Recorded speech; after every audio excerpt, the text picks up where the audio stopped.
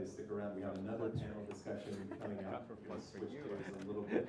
And that's it. Move into a discussion on innovations in installation, permitting, and interconnection. So we've got an interesting array of folks here from system operators, utilities, some solar consultants, and we're going to switch back to what we started talking about to a large degree this morning with permitting interconnection, and hopefully have a good discussion following the presentations. So I'm going to welcome Jonathan Black from ISO.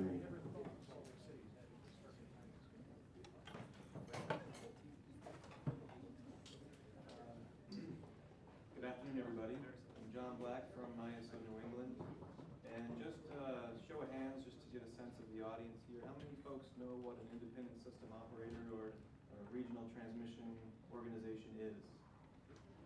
Wow, that's actually pretty, I'm impressed. That means maybe just my family and friends need to stop living in the closet. So anyway, I'm going to sit back here because it's not too often that I get a chance to professorial as an engineer at my job. But anyway, I've been asked to come and speak to you, given a very wide area perspective about the effects, both the benefits and some of the challenges associated with sort of mass deployment of a resource like solar. You know, as folks have been talking about again and again, the intent of this group is to say, how do we reduce the costs of this resource?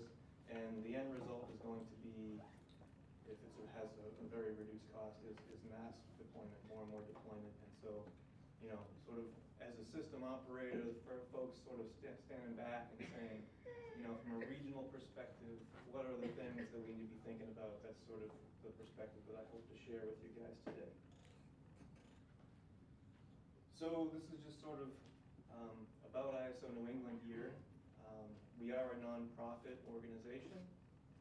We're the regional transmission organization. We are independent. We are basically, we are technology agnostic. So that means we don't care where the electrons come from. We just want to make sure that we fulfill our three major responsibilities, and that is to, number one, reliably maintain the operation of the grid, and that's the high voltage transmission grid. So maybe if you lose power to your home, don't necessarily call up ISO New England. The transmission lines might be fully functional, might just be your local distribution lines.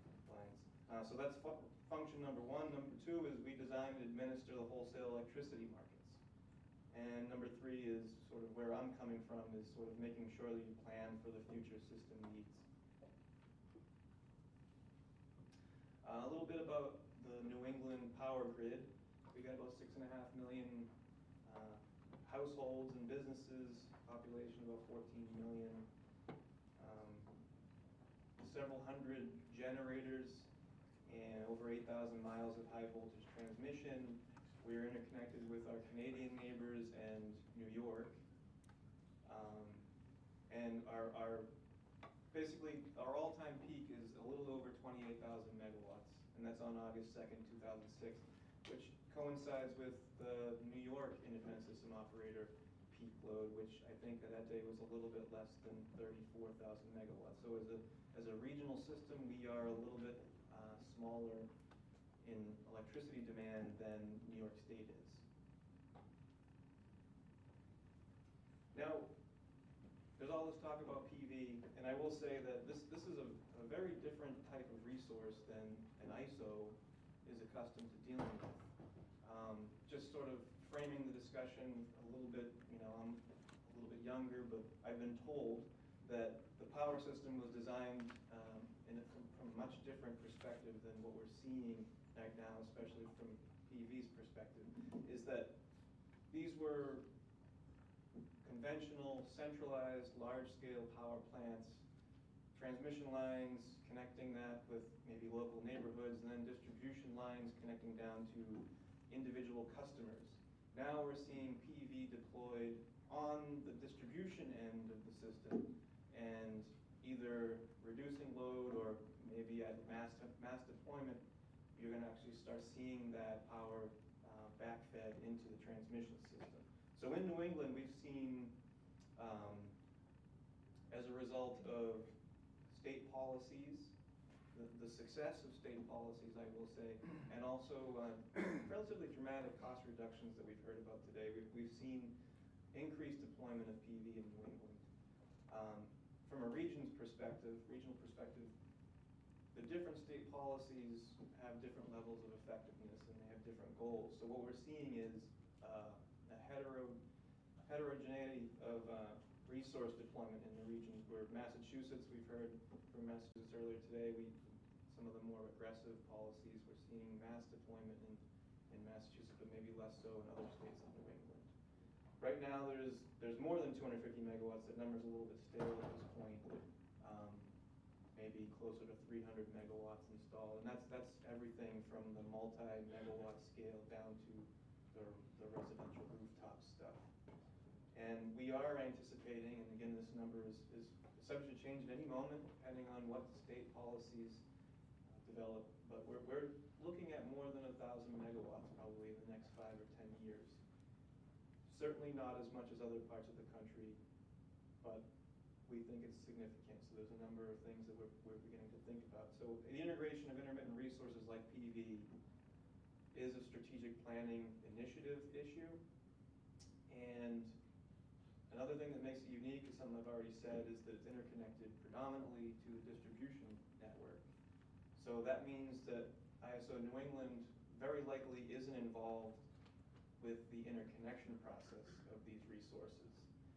And we probably don't have any data associated with it, especially real-time data associated with these resources. So these resources are not visible to us in more ways than one.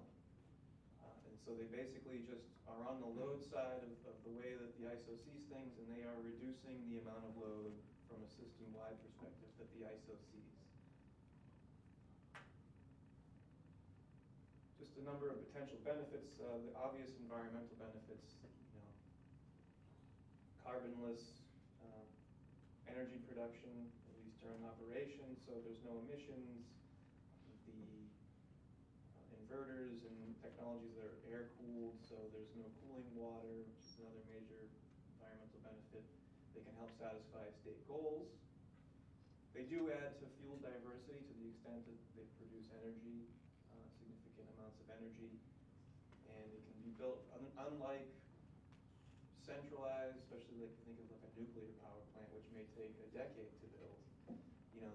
These smaller scale PV facilities can be built in a matter of months once they're permitted.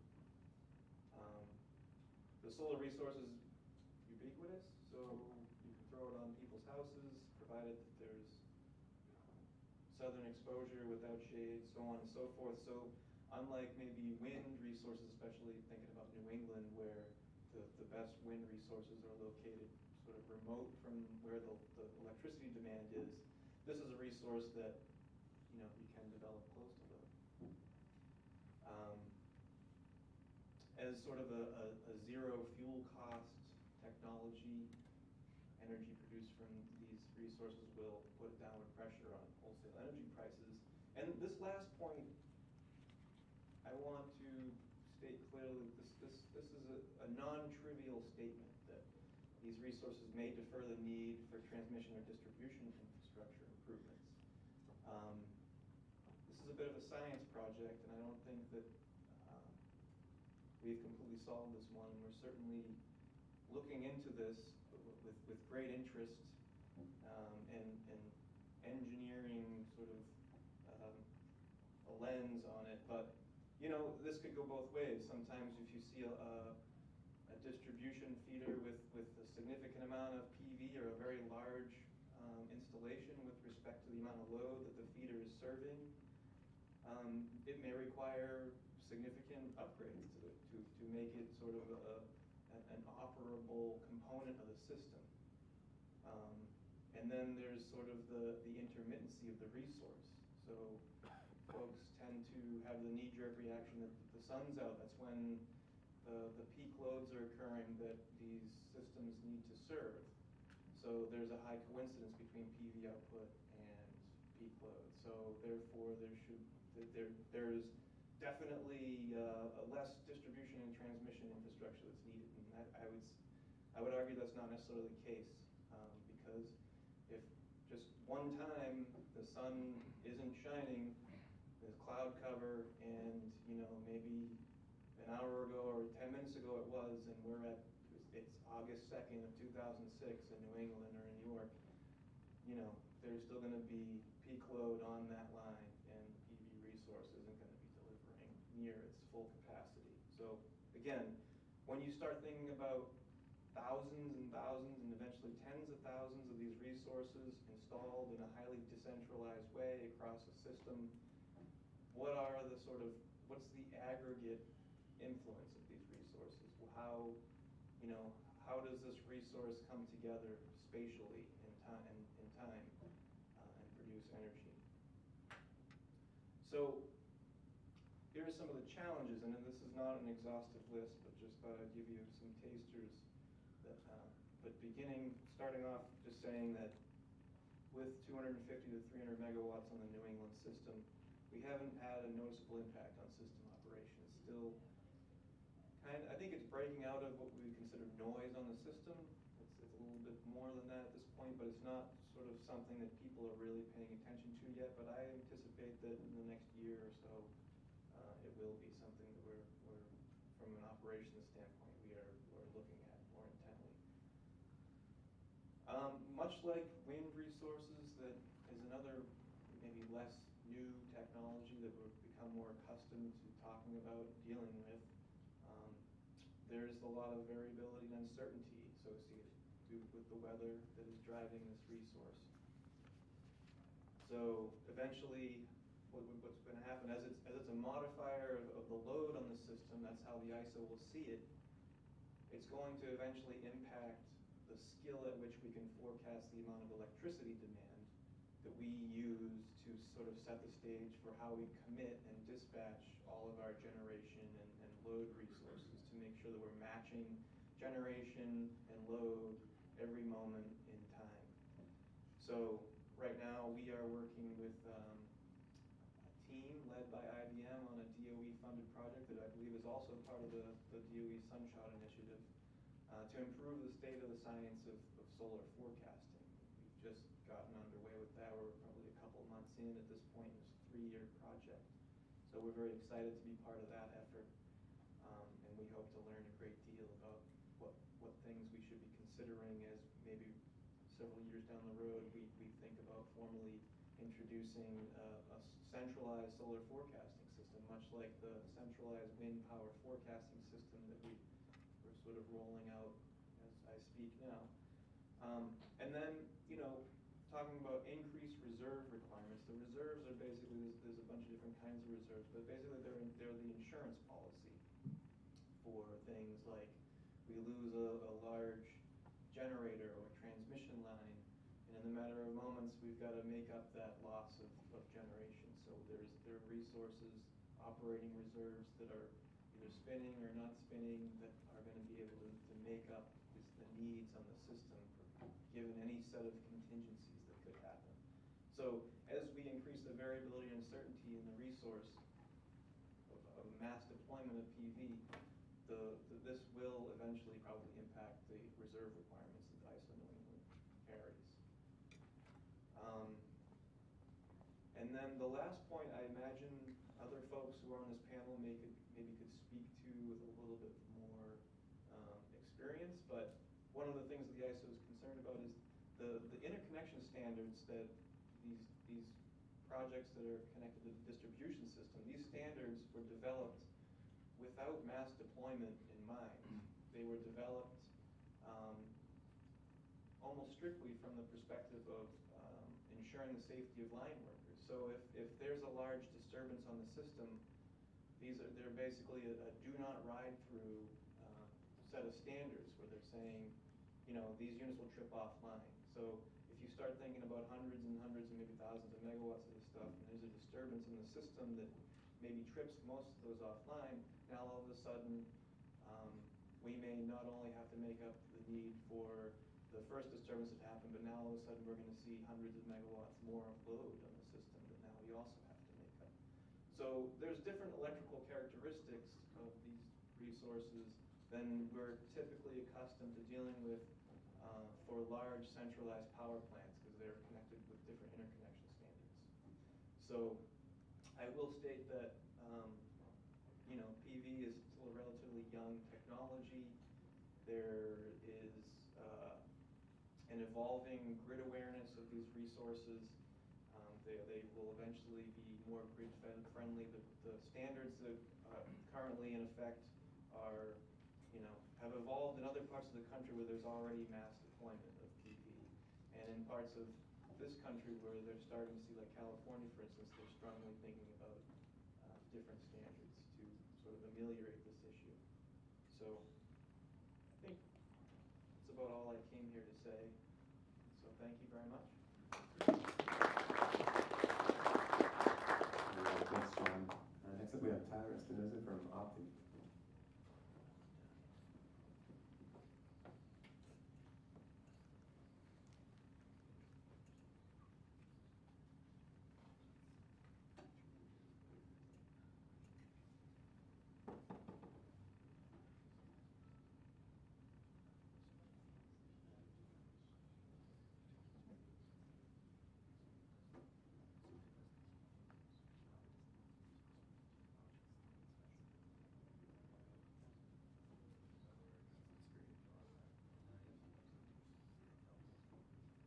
Can you guys hear me with this mic?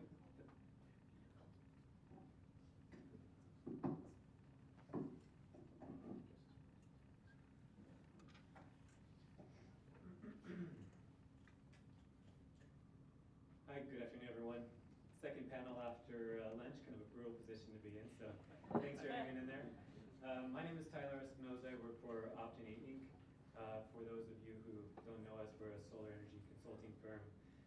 We offer services across the project lifecycle, from investment grade feasibility studies to project commissioning, and we have offices in the US and in China, and I'm based in DC. And I am here today to talk to you all about innovation, innovation that a lot of the folks in the crowd have actually pioneered already, and how we are integrating those, working with local governments on the ground to implement national best practices at the local level. And so I'll briefly drive home the point once more about how crucial soft costs are here. And I pulled a couple of slides from a recent study from the Lawrence Berkeley Lab that asked the question why residential PV prices in the US and Germany are so different. And as you can see here, again, the pricing trend that you all have seen before, but the fact that Germany is much farther along the way there is what they set out to question. And one side we haven't seen yet is really a disaggregation of those individual soft costs and a comparison of what that looks like in Germany compared to the United States. And it looks at the usual suspects here: customer acquisition, permitting and inspection, and interconnection labor costs, permitting fees, installation labor, sales tax, and then interestingly, profit and overhead. And pretty obvious across the board, those costs are a lot higher here in the US, and that's just one point that I wanted to illustrate here before I tell you all about a tool that Opti developed called the Solar Roadmap. And we developed this online platform to serve as a living tool and resource for the implementation of our Southwest Solar Transformation Initiative, which is a program underneath the SunShot Initiative's Rooftop Solar Challenge. And we are working in the states of California, Nevada, Utah, and Colorado. In the Southwest, we have 40 jurisdictions on board, 15 utilities, state energy offices, and regional councils of government. And excuse me, the platform was designed to reduce soft costs by helping these local governments and electric utilities, like I mentioned, across the country, implement national best practices at the local level to unleash the market potential that others have referred to, as well as stimulate economic development and job creation, which is certainly on the minds of governments across the country. And the solar roadmap focuses on some of the action areas that you all have heard about today: permitting, inspection, planning and zoning, interconnection financing, as well as market development programs such as Solarize. And really the concept that we proposed was based on the idea of helping more rural governments across this region implement some of these best practices in areas that haven't thus far really received a lot of resources. And so we've been working with smaller jurisdictions. And we are currently wrapping up with phase 1 and planning to expand nationally, including here in the New York capital region. And so here I just wanted to mention a few of the innovations that we've seen in addition to those that have been presented today. Local governments and utilities are also innovating across the country. On the local government side, many jurisdictions are implementing the solar ADC's permitting standards, which includes expedited permitting processes and fast-track procedures. Broward County in Florida has created a website with standardized fees, a single inspection protocol, and a uniform inspection process. Sonoma County in California has a singular solar permitting process with one fee throughout the county. And in New York State, as you all have heard, the New York Sun Initiative is expanding the existing programs with NYSERDA and the New York Power Authority. One thing that I heard mentioned during one of the breaks, but hasn't been mentioned here in any of the presentations, is Vermont's Certificate of Public Good. And some of you may have heard about this, but the state has essentially enacted the first registration process for small PV systems, which replaces permitting and allows customers to install a system 10 days after completing the registration form, and a certificate of compliance with interconnection requirements is submitted, and the utility has 10 days to raise any questions or any red flags concerning the interconnection. Otherwise, a certificate of public good is granted, and they're allowed to move forward with the installation in 10 days.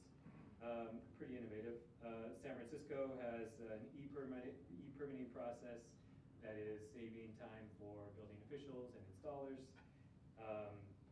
Solar-ready building principles are being incorporated at the local level across the country through voluntary guidelines and also being mandated through ordinances. The city of Lancaster, California has even taken it one step further and has mandated the actual installation of solar on new residential construction projects. But others are providing guidelines, and some are mandating that new homes be constructed to be ready for solar. Commercial PACE programs are emerging from California to DC, and then the Solarize model, as everyone knows and loves, has really caught fire and is being implemented in Massachusetts, New York, Maryland, Utah, and many other states across the country. And on the utility side, San Diego Gas and Electric has a market-leading interconnection process, which is streamlined and online.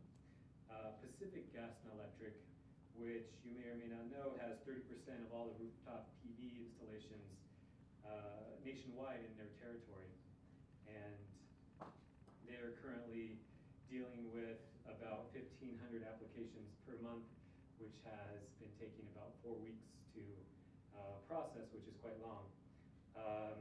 Another innovative program that was rolled out last year is Xcel Energy's Solar Rewards Community Program, which is bringing solar gardens to customers in Colorado, while at the same time fulfilling their RPS obligations, and also offers a new revenue generation stream for commercial property owners.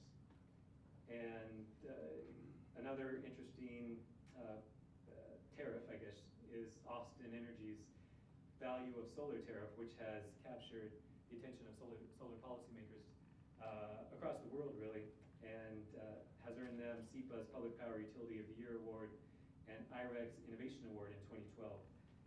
And then finally, Dominion Power in Virginia, across the river from my office in DC, has recently, and I guess in the DC region, one of the utilities or areas of the country that one would maybe least expect for there to be innovation in the solar industry.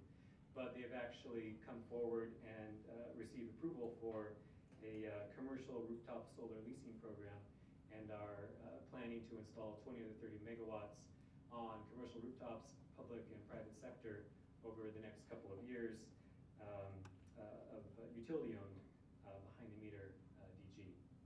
So those are just a couple of examples. But now back to the solar roadmap. The innovation here is not necessarily a new permitting form or procedure, but rather a way of getting all of those existing innovations and best practices that have already been implemented out to local governments and utilities for easy implementation across the country. And Optiny has been using this platform over the past year to provide customized roadmaps for the participants in our Southwest Solar Transformation Initiative program to implement best practices in their communities with their limited resources. And let's see, the pointer's in the center here, is that right? So as you can see here, we'll take planning and zoning. So the four buckets, as we refer to them, are here: permitting, planning and zoning, financing, and solar market development, as they relate to a local government in this example. And each bucket has anywhere from 5 to 20 different objectives. Those objectives collectively represent, or they constitute a community or a utility that is at market best practice. And so you can also see here that we have a progress bar, as well as a starting, the empty circle starting, and the dark one that is actually a DOE logo that you can barely see. That's the DOE's Rooftop Solar Challenge goal target. The empty circle is where they started, and then there's a progress bar that shows how far they have come in achieving these objectives toward being the quote-unquote solar-friendly community or utility. And so here's how it works. The participant selects a focus area that they would like to look into, whether it's permitting or planning and zoning, and they click the drop-down menu here, which is the little blue plus. All of the objectives that relate to them pop down, and they'll be able to choose which objectives that they would like to pursue relating to local priorities and resources and what have you. And then you can hover over the Take Action button and find all of the resources that we have identified as best practice that relate to that specific objective. And they vary in degree of aggressiveness so that they can choose a level that they're comfortable with in the implementation or in the achievement of that goal.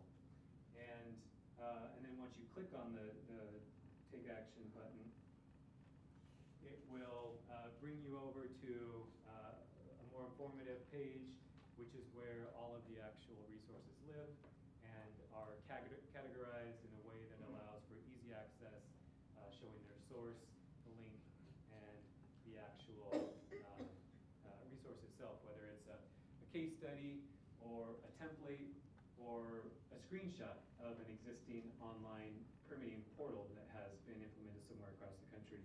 They have easy access to see what's out there and can explore each of them at their leisure. And the Solar Roadmap team has helped with implementation where possible and where sought out. And in short, the Solar Roadmap is allowing for the sharing of these innovations and best practices by presenting a clean menu of actionable tasks at the local level. And we recently launched a leaderboard which was designed to showcase those jurisdictions that have made considerable progress. You can see their progress bar is shown here where they're at, and then each of the action areas that they have reached the DOE target in. And so it's a fun way to create the friendly competition. It allows them to see what the neighboring jurisdictions are doing, as well as leaders across the country, and kind of see how they measure up. And this slide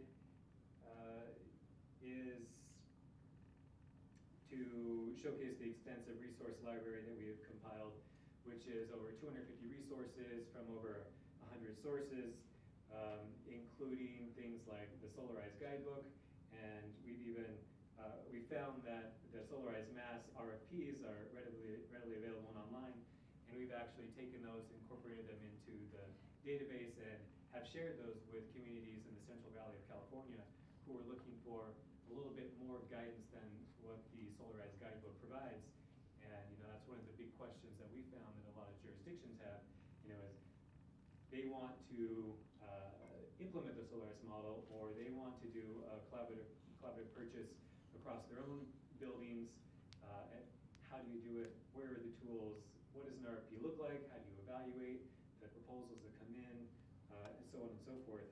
And in addition to the resource library, we have individual resource pages per region that have relevant information related to financing programs, incentive programs, and a local resource showcase.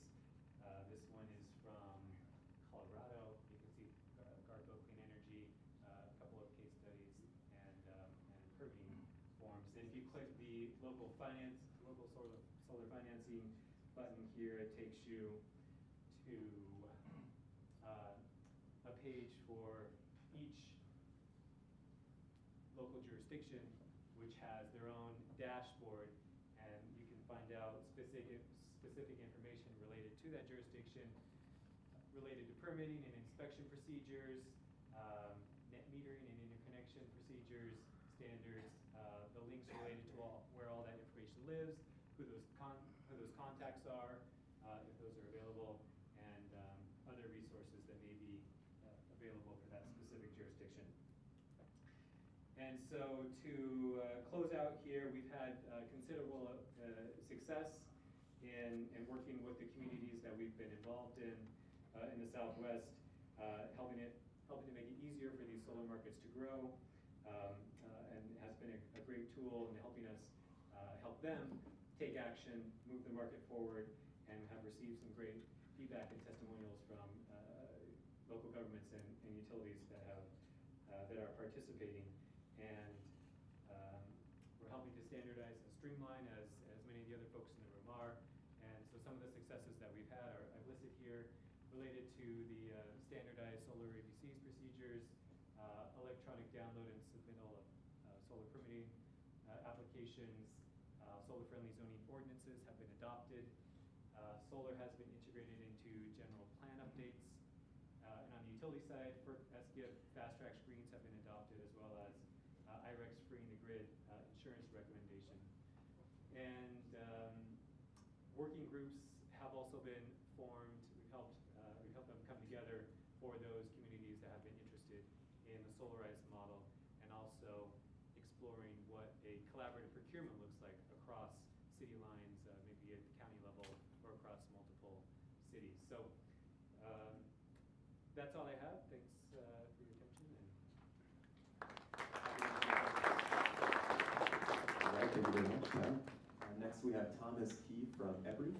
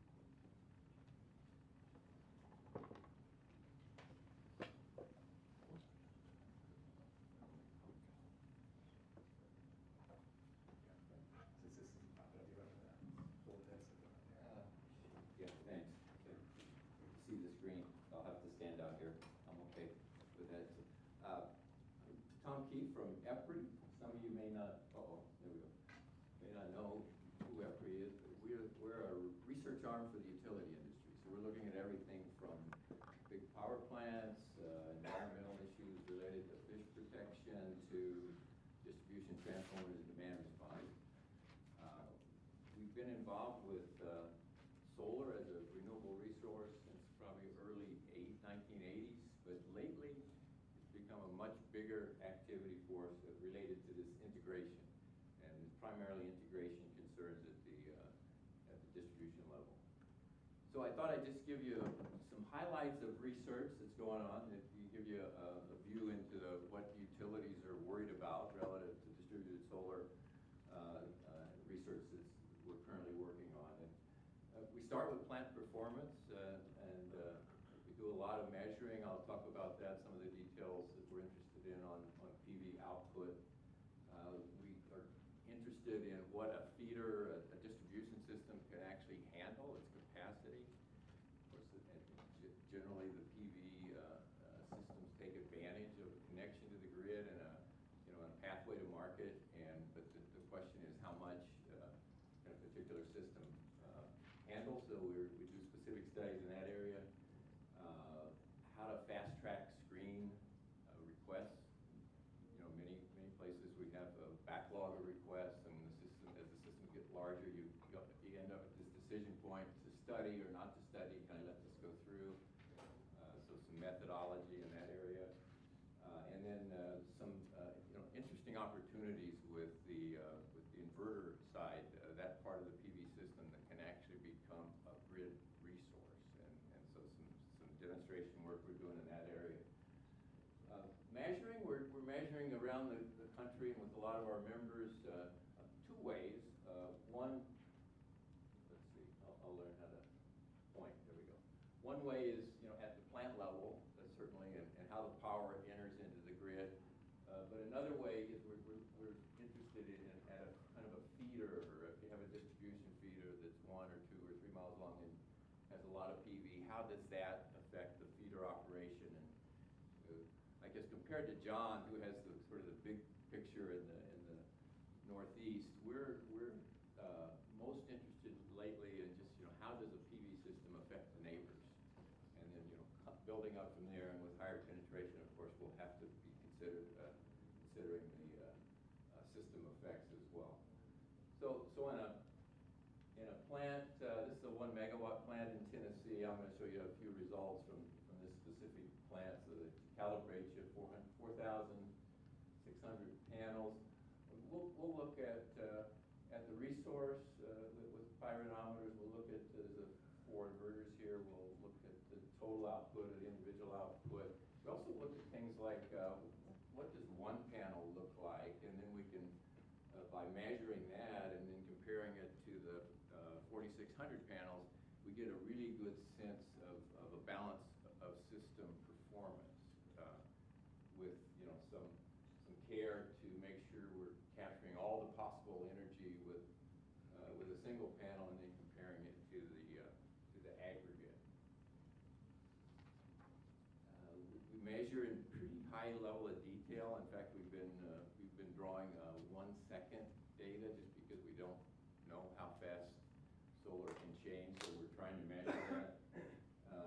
In fact, if you look closely, I'll toggle back and forth between 2 slides. This one is a 1 megawatt plant, and the next slide is a single module at that plant. And so it kind of answers the question in your eye view of how much different is a single panel, which is obviously going to be somewhat more variable than 4,000 panels. And so you can see as I go from a single panel and back and forth to a megawatt, what kind of change we get. And solar is variable. I think we talked some about that, and that is really our one of the main interests as looking at it as a power plant and how that energy enters the grid. So we took the trouble working with Sandia Lab to use a couple of measures. One that's existed for a while, clearness index, which basically tells you how good of a solar resource you have, and another which we've coined as a variability index, and started to just come up with a way to classify the variability as a date type. And in fact, and it's somewhat arbitrary, but we're learning whether a variability index of 10 is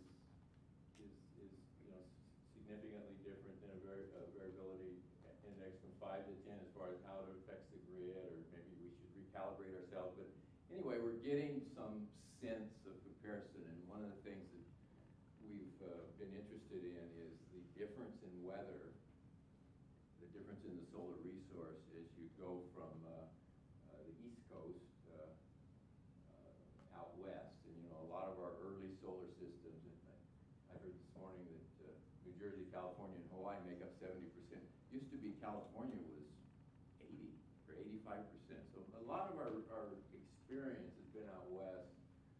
We've had a number of utilities in the southeast wondering about the differences, and you can see based on our measuring system of high, moderate, mild, clear, and also overcast, because both clear and overcast are less varying than that partly cloudy day when the clouds are moving across the system. So significant differences between Arizona and Tennessee. We're trying to understand what that means, and specifically on what it means relative to the interconnection on distribution system. And measuring just, you know, as a power plant, trying to understand output. This chart, you know, just points out that, oh, we get better array performance factor, another thing we've defined, in the winter, in February, March, April, and October than in the summer. You know, it's sunnier in the summer, right? And there's more hours per day, certainly in the summer. But in fact, the actual performance of the system is better when it's cold out. And that's what this measurement factor is intended to show. And you can see the difference in temperature and how the performance comes down. And that's the sort of thing we need to consider to understand PV as a power plant. You know, when we have our other power plants that have problems in the summer when the river gets too warm and we actually have to cut back and so forth. So we got to start thinking about those kind of the big system issues that John was talking about. Different ways to look at variability. We call this a SMILES kind of a chart, which simply shows in the winter, the summer, spring, and fall the kind of different variations we get with max, min, the middle 50 at a particular site. So we can apply this and understand how it affects the grid. In fact, we take specific the 1 second data or whatever data we can get, and we're learning from putting that into a model of the distribution system at, you know, on a particular deployment, and then that's how we actually work up to this thing I call the hosting capacity. So we can begin to understand how different deployments of PV on a particular type of feeder affects that feeder, and what things we might be able to do to allow additional solar to be connected. So I think this slide just runs through kind of a scenario as we add the solar, and we end up with running a lot of different cases, and understanding, at least this is at a single, or over the entire feeder where we might have some issues. Maybe we can make some changes in this part of the feeder, which would allow us to install more PV and achieve a higher penetration level. Now, taking this another step, and this is a project we're doing out in California for the CPUC, California Public Utility Commission, to see if we can take the data from all the IOUs, thousands of feeders in the state, and from that data, running our more detailed analysis, if we can pull out and understand what the actual capability of the system is to handle solar as penetration grows. And I called it alternative to the 15% rule, because there's actually a FERC rule that you can end up realizing is 15% of the max availability or the max power. The measured maximum load on a feeder is often applied as a limit, and it's a bit arbitrary. And we're pretty sure if you actually have some data and you consider that data, that you could then get a better sense of how much PV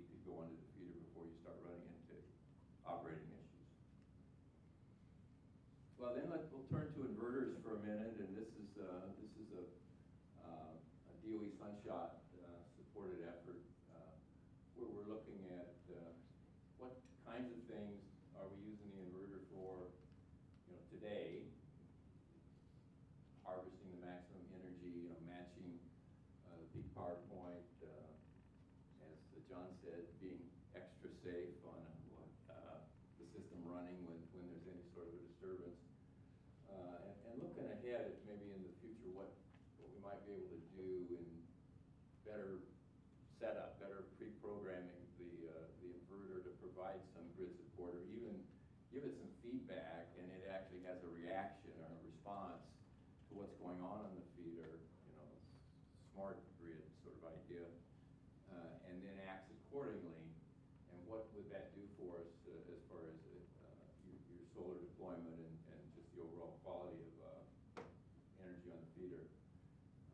And something we actually were talking about at lunch today, and up here in the Northeast has been a question after you have a sandy sort of an event, and it's a day or two later and the sun's shining and you got PV on your roof, but you have no grid power, and are there some opportunities that we could actually charge our phones or charge a computer or maybe run a DC refrigerator?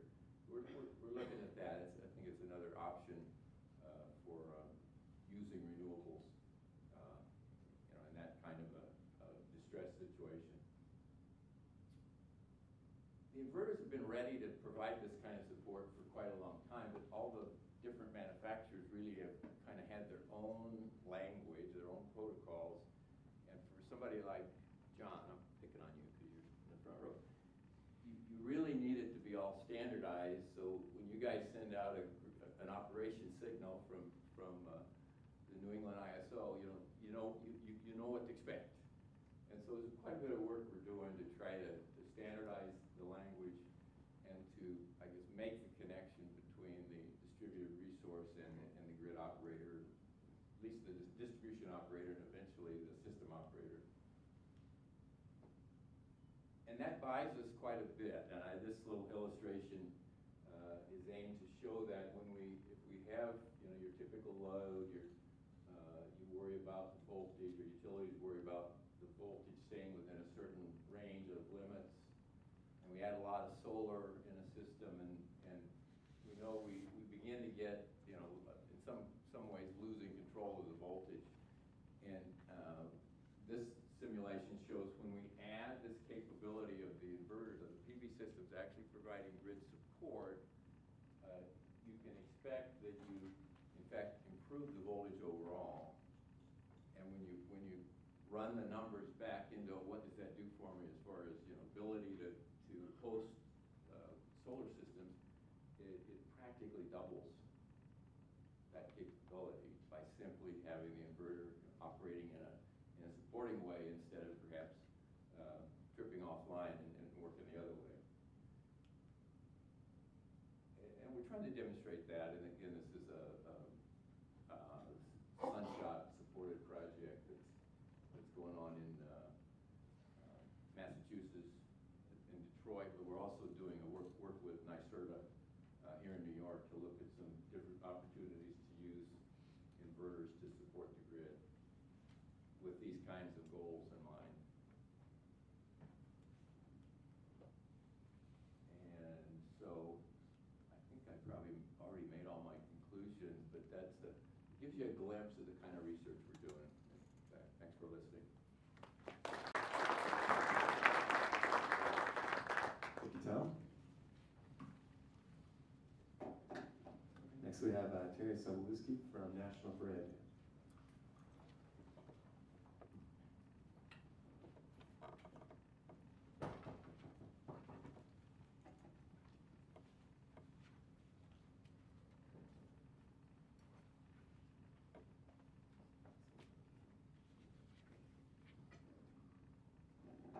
Thank you.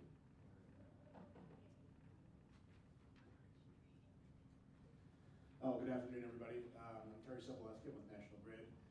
Just by way of quick introduction, I run our customer support and services group, which includes DG Interconnections, but also all of our energy efficiency programs, service from customers requesting conversions from oil to gas or low use to heating use purposes for our natural gas system.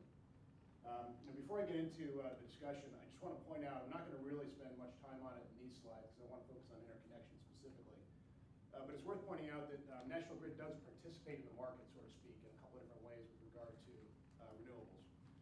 First of all, we've got a few hundred megawatts under long-term contracts in Massachusetts and Rhode Island. In Massachusetts, we've got about, I think it's now about 5 to 8 megawatts currently built and owned on utility-sided projects. And then we've got a long-term contract for both power and RECs operating in Rhode Island, a program that was launched about 1.5 years ago. I think it's gone through 2 successful cycles and continues there. So, we're very keen on continuing to find more ways to participate in the market. But again, I'll leave that for another discussion and focus here today mostly on interconnection. I mentioned that we do own some solar today. The picture in the middle of the slide here is our Dorchester facility. That's an LNG tank in the background there. It's right on the coast just south of Boston. That's about a 1 megawatt facility right there. Now I'll confess this slide is a little bit dated, but I think it gives you a good sense of what National Grid has across the Northeast. I say it's dated. We don't actually operate in New Hampshire anymore. That was a small part of our business which was recently sold. But we do operate across now New York, Rhode Island, Massachusetts, and we have both gas and electric distribution. Across both of those 2 service categories, around 7 million customers, about half in gas, half in electricity, 120,000 miles of pipes and wires. We also own, right now, 4,100 megawatts of generation. All that's on Long Island. And we have a substantial amount of LNG storage capacity as well. Again, we're going to focus clearly on interconnection and most specifically solar interconnection. But as you can see here, we operate in a couple of different jurisdictions, all with different rules and regulations, different tariffs. And as a result of that, I think we have some interesting perspectives that perhaps we can share on how interconnection has gone over the last couple of years. Now, with regard to the way we look at services to our customers, of course, at the center of it all is our basic gas and electric service. But around that are increasingly new and more important focuses on energy efficiency. Right now, we administer about $400 billion worth of programs across the 3 jurisdictions. We're looking very closely at alternative fuel vehicles. We have CNG fleets of our own, and we support a number of customers with CNG fleets, including MBTA in Boston and others. We've recently deployed a set of EV charging stations in the greater Boston area, about 30 of those. As I mentioned earlier, we do have distributed generation, and we are looking at storage as well as some of the new inverter technologies that were just mentioned by Thomas. And then really encompassing much of this, and I think it's really the right context in which to think about solar, renewables, inverter technologies, et cetera, is the idea of grid modernization. I think the more we think about it in that context, I think the more progress we can make in this discussion together. Now, this is just a quick snapshot of the interconnection activity that we've seen over the last couple of years. I was asked to speak about speeding up solar deployment, and in some ways I would argue that solar deployment is already speeding up. It is already accelerating in certain ways. Of course, not as fast as many of us would like, but it's happening, and I think we have to figure out ways to continue to keep pace with it on the utility side.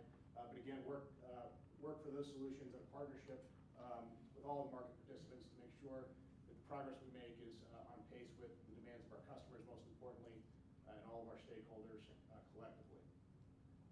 On the left-hand side of the chart, you just see there the interconnections that we've gotten.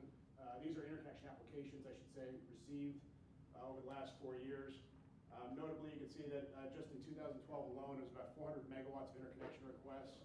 That was across about 2,500 applications. That's not just solar. Solar is probably 75% of that number, but it does include CHP plants, anaerobic digesters in upstate New York, and a variety of other technologies, wind as well. The volume of interconnection requests has increased, but it's really important to point out, particularly in Massachusetts, that the size and the complexity of those interconnection applications has increased as well.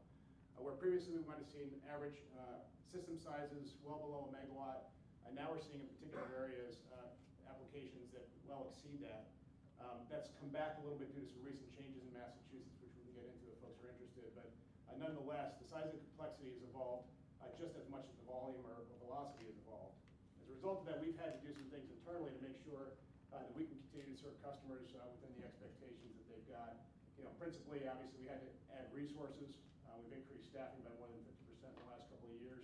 And that's not including contractor resources we brought on. You might ask, well, geez, the volumes look like it's gone up more than 50%. Why not add more resources?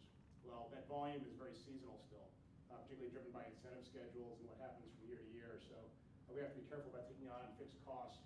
Ultimately, they're borne by all of our customers if we can't put those resources to good use. We've also re-engineered our process. I mentioned the size and complexity has changed pretty dramatically. Where previously we had originally, just 2 years ago, reorganized our teams to be able to better handle the volume of applications we were seeing.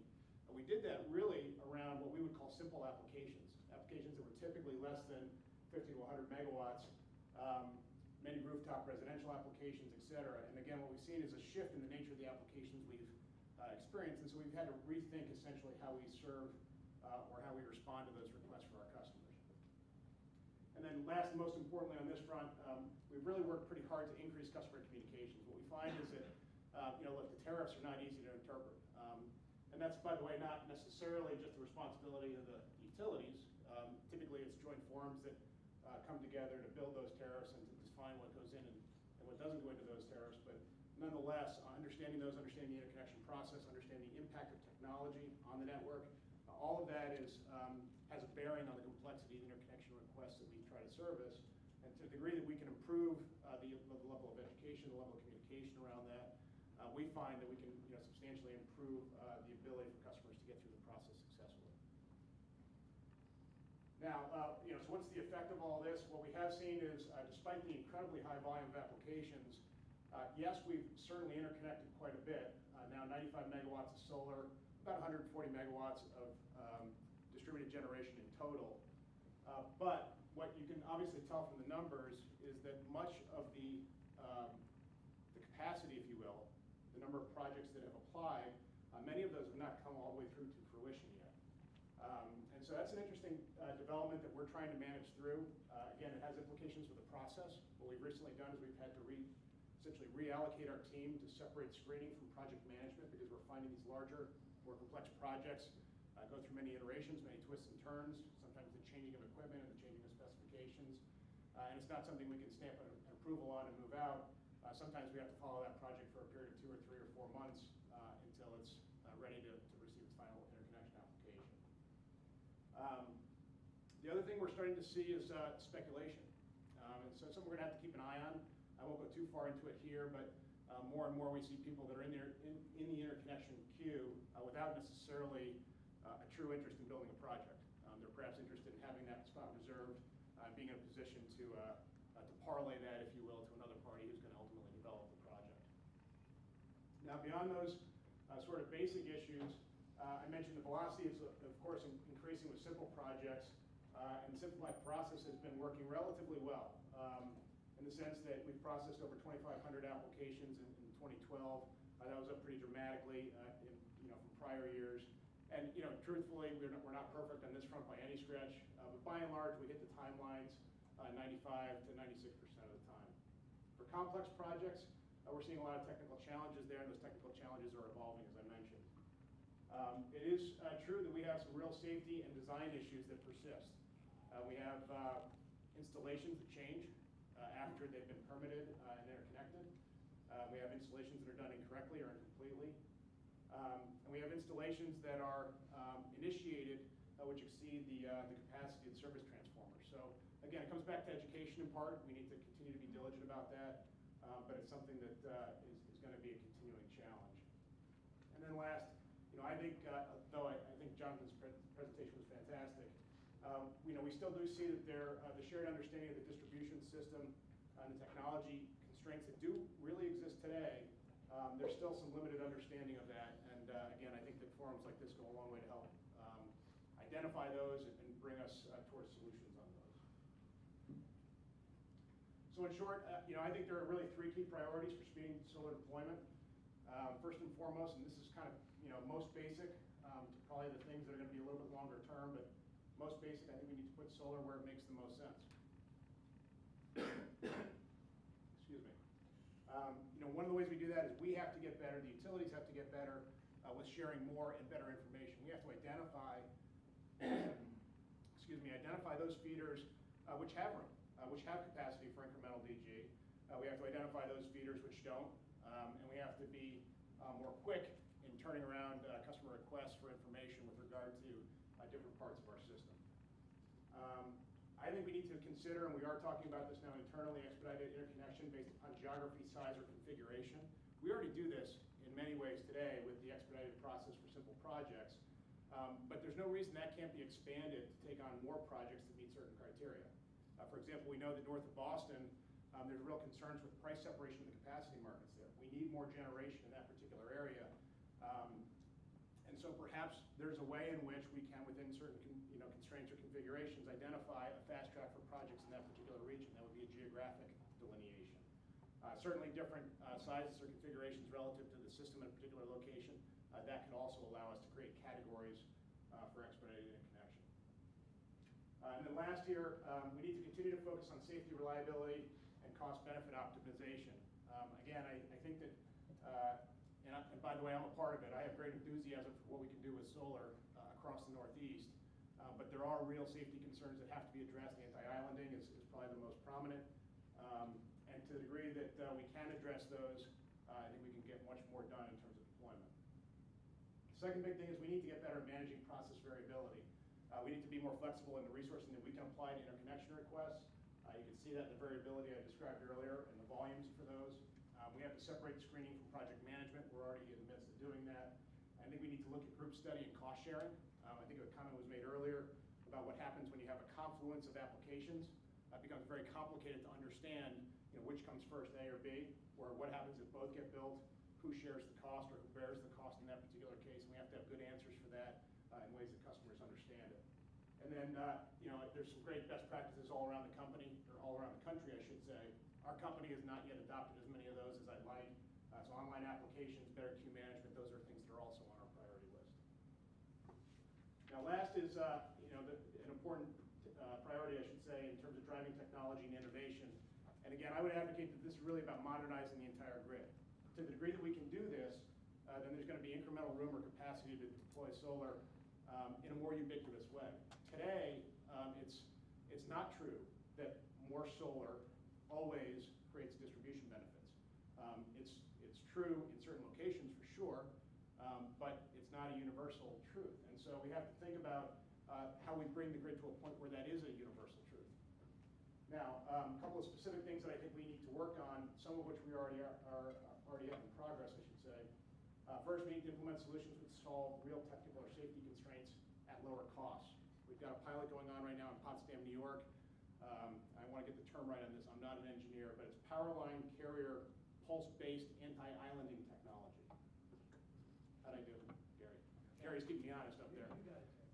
So basically what that is right now, if you have an anti-islanding concern, one of the more common methods we've used is direct trip transfer, which is basically a point-to-point communication scheme that ensures if power goes out, that generator is not going to continue to generate and endanger linemen or other folks in the area. This technology is probably kind of commanded about 1/4 of the cost of that.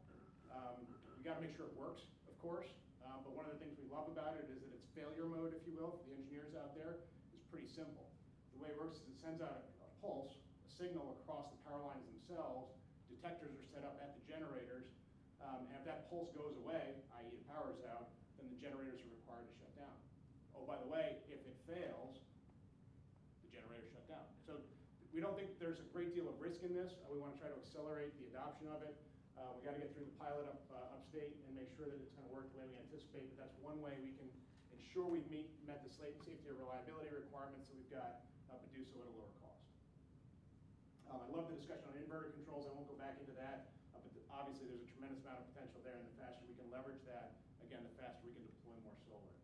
And then last, we need to design and build long-term for flexibility and visibility.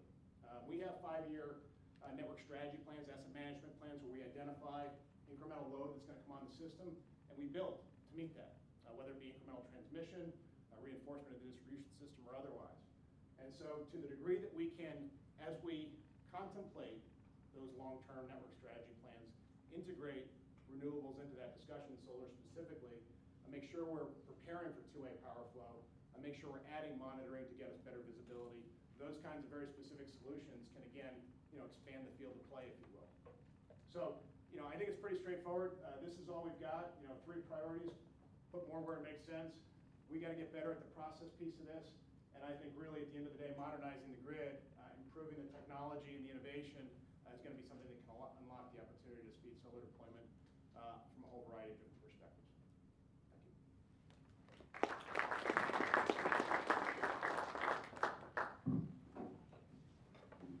All right, thank you, Terry. Next we have Graciela Varela from Content.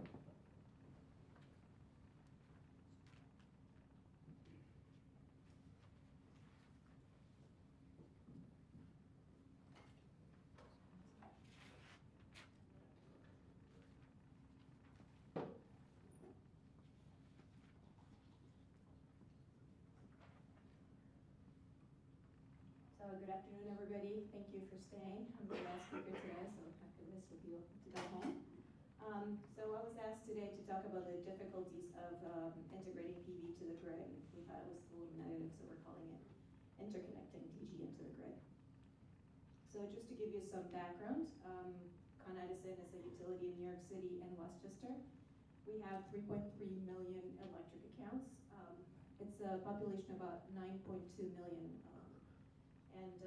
Gas, 4.1 million accounts, and then steam is one of the largest steam systems in the world. Our service territory is actually not that big. It's actually only about 600 square miles. Just to give you an overview of what the system traditionally looks like. So we have a generating station. We increase the voltage in order to transmit the power to the load centers. The generating stations, as especially mentioned here before, are usually away from the load areas, and so we have to bring the voltage up to transmit it. And then when we get closer to the load areas, we will bring the voltage down for distribution levels. And so in our territory, the area substations will bring the voltage to transmission level, and it could go both ways. It could go to the radio customers, or it could go to the networks. And so traditionally, the system has been designed to go from generating station to customer. So what happens now when the customer is generating their own power and they want to go back into the grid, right? So it's what we have over here. So just to give some context, the numbers that you're seeing here is nothing like you've seen in other territories, but for us, it's been an exponential growth. So in terms of PV, last year we got 500 applications, which is a third of all the applications we've ever received. So we see that there's more and more interest in solar in our territory. And not only are the systems going up and the number of applications going up, but we also see an increase in the size of the systems. These are some of the problems that we foresee in our grid. The one that we're seeing most often now is the impact on the network protectors, and I'm going to go over that in a minute. We have the islanding concerns, and then there's some harmonic and voltage flicker, but I'm not going to cover those. I'm just going to maybe focus on the network protector issue right now. So just to give you an idea, we have the area substation that we talked about earlier. We have say this is a network in Manhattan, and we have the transmission comes down into the distribution voltages. We have a 13 kV feeder, and it feeds the grid. So what you're looking at here is multiple feeders coming out of the substation feeding the secondary grid, and then you have customers that are attached to the grid. We use these devices called network protectors. So what are the network protectors? For 13 kV, you will have a transformer that will turn on the voltage to distribution level, so the one that you would use at your home. In order to make sure that when there's a fault, there's no power from the grid going back into the fault, we use these purple things that are represented here as the network protectors. So here's showing us a fault of the feeder. There's current going into the fault. The breaker at the substation opens, and then we have to have the network protector open as well. The network protectors open on reverse flow. So whenever the network protector sees that there's power going back into the feeder, that's when they open. And traditionally that worked great because the flow is always going from one point to the other point. So what happens now when you have this guy over here put on his generation and now he wants to export? It's going to try and go this way, it's going to open this one, this one, and this one. Before you know it, this guy's going to be isolated from the grid. So we have the problem with reliability. We have a number of feeders fitting our grid. Now we have DG customers that are exporting back to the grid. We're opening network protectors. We're taking away some of the power that's coming from some of the grid, from some of the feeders. So that's affecting their reliability. In terms of islanding, we have these customers now that could be opening network protectors and could be feeding the grid. And what happens is that when you synchronize this back on, if they're not in sync, then it could create all sorts of just equipment failure. The other thing that you have that's a problem is that in terms of PV, when the PV inverters detect that there's no power from the grid, then they'll turn themselves off. When the network protectors now detect that there's no power going back, they close back in, and the inverter is now seeing there's voltage on the grid. Hey, it's 5 minutes, I'm gonna turn myself back on. They turn themselves back on. The network protectors detect the reverse power flow. And now you're in and out of lights every 5 minutes, and that's not something that the customer would like to see. And so, my presentation is very short, as you can see. Essentially, we are trying to see internally how we can streamline the way of handling more interconnection applications. Right now, we don't have a department dedicated to that, so the applications are being handled by the energy services representatives. They handle all sorts of service requests. They could be new gas, they could be a brand new building, they could be the World Trade Center. So it's not an individual department that's handling these. But they still need to find ways in which they can streamline and they can take these and give them the appropriate importance. And then in terms of the technical challenges, we're seeing the issues with network protectors. We're seeing the issues with modeling. Now we have modeling that's been traditionally designed to handle flow in one direction, and now we have to incorporate these distributed generation sources in the model to make sure that we can accommodate for that. We need to consider the required protection, especially for larger DG, which can sometimes be costly to customers. And one of the things that you mentioned, Terry, is the transfer trip, and that's something that we're also looking at, so maybe we'll tie in at some point. And then we're currently evaluating different options that we can incorporate to reduce these barriers of adoption to DG.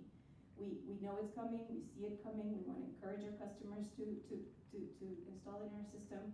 We need to modernize the grid, we need to find ways in which we can incorporate it. So the answer of this is the way it is and this is the way it's going to be, it's not good enough. We need to find ways in which we can do that. So right now we're looking at a pilot program. We're trying to see if there's any way that we can export through the network protectors. And so we're looking at alternatives. And that's it. I work for Margaret Jolly. She's the distributed generation and buzz person. I put her information there for your reference.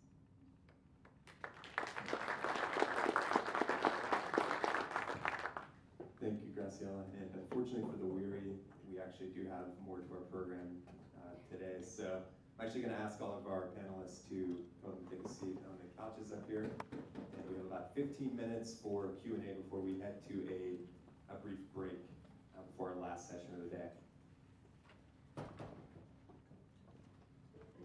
So this has been a great discussion about some of the challenges and solutions to integrating PV onto the grid. And as we look to relate this to the prize, which, as Amar pointed out earlier this morning, the ultimate goal is in order to be eligible for the prize, teams will have to put 5,000 new PV systems onto the grid, which is a considerable amount, and in some cases we don't expect in all cases that this amount of PV will be put in one place, but we do expect that there will be these teams that are participating in the prize will need to take into consideration some of the issues that we've discussed today. So for the panelists, just to get the questioning started out, and Tyler, I know you didn't really discuss the integration issues, but I think it'd be helpful to get your perspective as well as the other panelists on when working with local governments, when working with utilities, what are some of the worst practices, some of the things that folks who are looking to take part in this challenge might want to avoid when reaching out to the stakeholders that you all are engaged with, and some of the things that, especially for the utilities, that some of the teams related their take part in the prize could do to be proactive in addressing some of these challenges. So start off, Tyler.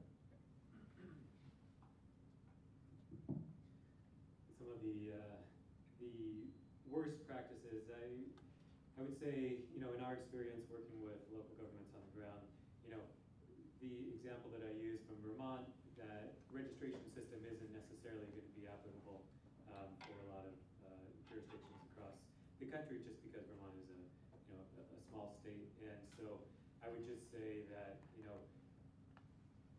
keeping safety and reliability is definitely on everyone's priority list,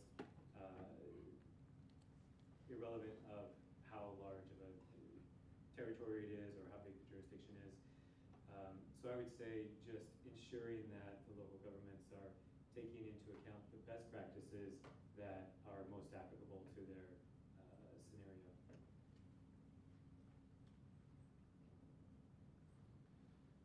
Again, from an ISO standpoint, we're not the ones handling the interconnections for the most part.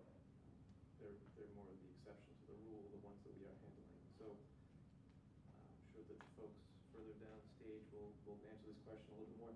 But from the ISO's perspective, we're having a data need developing here, where we don't have a beat on even how much there is out there.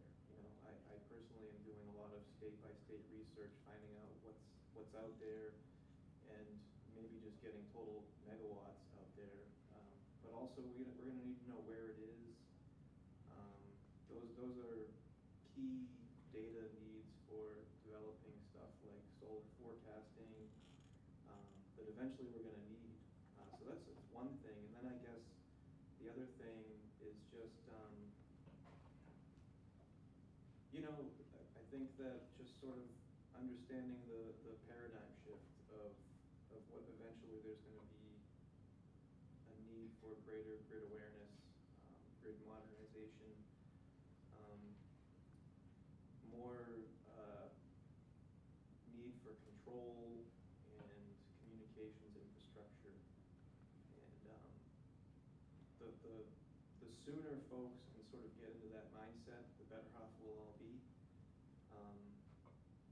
Because it's easier to take a big bite of the apple once than keep going back and trying to take second or third bite.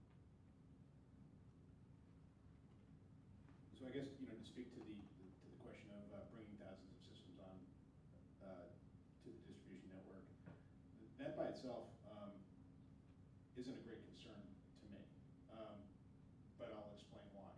I think, and this is perhaps the guidance I would offer to the teams, to the degree that you could bring that capacity or those number of projects on in an area where you knew you had a load pocket, with the enablement of inverter technologies, with that wonderful chart that we saw earlier,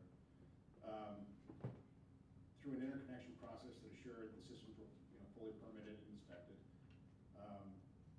and done in a way with some transparency and visibility from a forecasting perspective for the ISO, from a control perspective for the grid, the distribution operators, then I think you could certainly accomplish something like that. But it may sound like a bit of a laundry list of considerations or constraints I issued, but I think those are all solvable.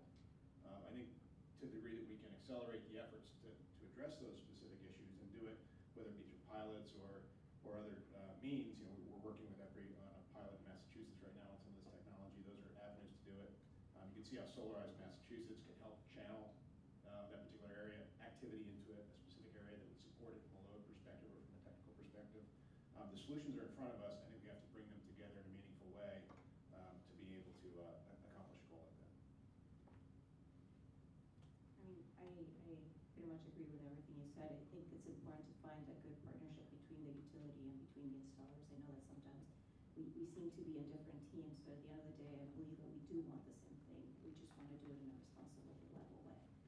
So for the utilities that you work closely with, some of the best relationships you have, so from what I heard Terry talk about, it seems like there's a certain amount of distrust in certain cases, or it's more a lack of information, I guess. So people are queuing up, getting their name on a list, just because they're not sure when they might get a chance to have their systems approved, or have the project approved.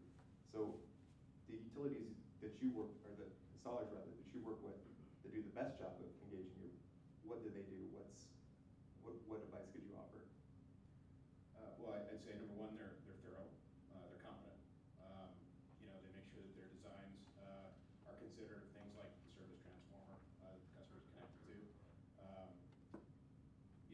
provide the information in a clear and transparent way. I can share one story. I won't name names, but we had one developer who asked, when will the interconnection service agreement be complete? When will it be done with the process? They said they had a deadline of 30 days out, and we said, well, we need a one line. Given the size of the project, we needed some specifics on the engineering. And they said, okay, no problem, we'll have that to you next week. And 30 days came around, and they said, well, when am I going to get my approval? And we said, well, we need the one line. They said, okay, well, we'll get it to you in a couple weeks. Another 30 days go by, and they said, well, when am I going to get our approval? So, I would say that, providing the information up front, and we have an obligation to continue to make the applications easier to use, to continue to make the requirements more clear and transparent, but to the degree that developers can participate in that process, and to the degree that we can work together on it, we make great progress. Yeah. Oh, yeah. 2 points. Just to add on, picking locations close to load also helps. That's not always the cheapest land around, but that's a big step. A couple other points I think worth mentioning. Maybe a little bit on this situation the utilities are in, because we talk about every utility has a different set of rules and so forth. But I don't think that's really true. Even as we look as a research organization across the country, even around the world, the issues are really about the same. Any of these regulations involve the regulator, unless you're a municipal, or in some cases rules have other, other requirements. But that I think that's probably the biggest effect, and the role that standards will play in the future, I think is critical. From a point of connection, you all hear about the rule 1547 or the IEEE standard, and that was really not intended for high penetration, so we need to change that. I think that's evolving. From a larger scale, and I think a lot of us have kind of followed what's going on in Europe. In fact, the operators, the guys like John, actually had to put out some grid code, and in fact, they even had to go back and actually retrofit a lot of PV systems in order to get that grid support that we're talking about we'll need in the future. So there's sort of a whole hierarchy of things we need to do to make the grid more ready. There's a lot of capacity in our grid, I think, for solar, and it should work fine. And we shouldn't hold you up on the deadline for the prize. But That's good to know. All right, any questions from the audience? Yeah, this is for John. You mentioned that one of the biggest needs that you have is for more data. Are you taking any action to address that? I guess this is.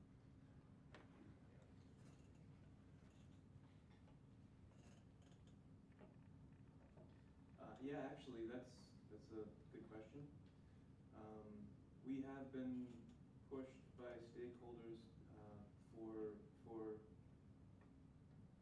to answer the question, how are we going to consider anticipated PV penetrations into our long-term planning process. And so sometime in relatively near future, we'll be establishing a stakeholder group where we want multiple parties at the table, everybody from folks at the distribution utilities, to state regulators and program administrators from the 6 New England states. We want them all at the table just to sort of clear up some of the gaps in data, and also just, because we're basically going to have to consider a lot of data about what's out there, what's anticipated, how are these programs performing, in order to do what folks want the EXO to do. So that's going to be something that's in the pipeline, it's under development, and will be happening in the next year or so.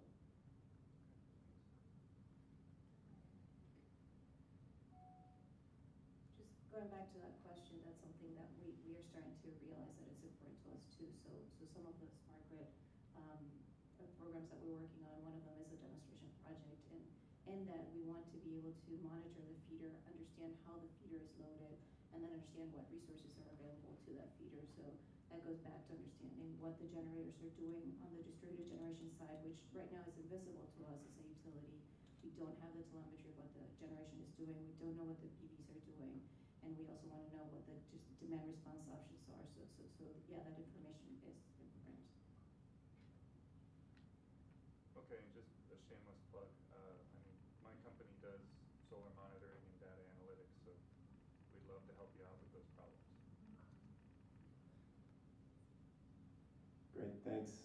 Any other questions? Amy? Yeah, so this is for National Grid. You mentioned that one of your priorities was expediting the interconnection process for areas of the grid where solar makes the most sense. I'm just wondering if this is something that you're kind of proactively going after, or is it something, are you identifying these areas, or are you waiting for regulation to come down from the PSC or PUC?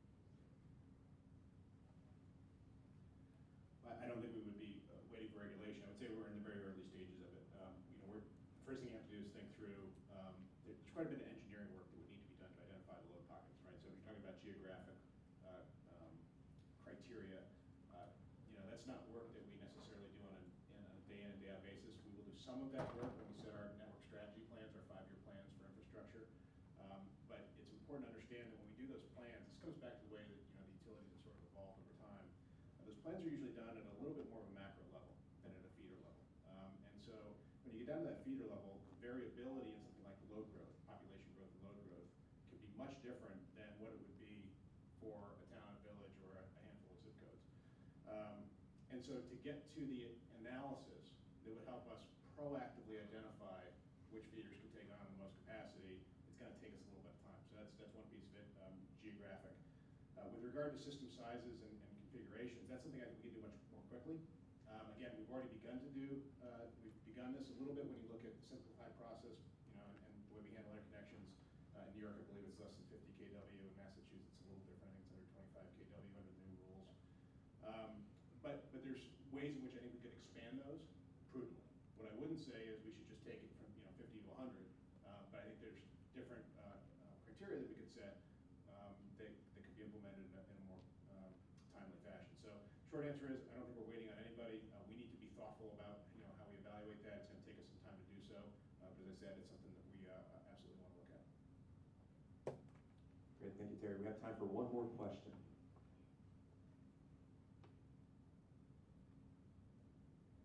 All right, I guess we can just go to break then. I'd like to thank the panelists again, and we'll reconvene in a few minutes.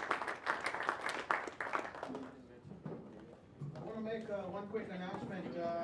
Can I get your attention for a quick second? We will go for break right now, but there is the next session, the brainstorming session. We have 3 leaders of the brainstorming session here. I know Jennifer Harvey is here. Jennifer, can you raise your hand? So whoever's on her team should go with Jennifer to brainstorm and then come back. And then we have Bridget here as well from Solar Liberty.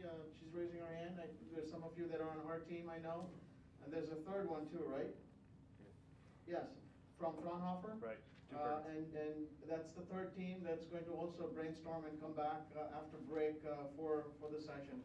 A couple of other quick things too. After the brainstorming session, we do have a cocktail reception. So I'd like you to stay on and network with people and talk some more.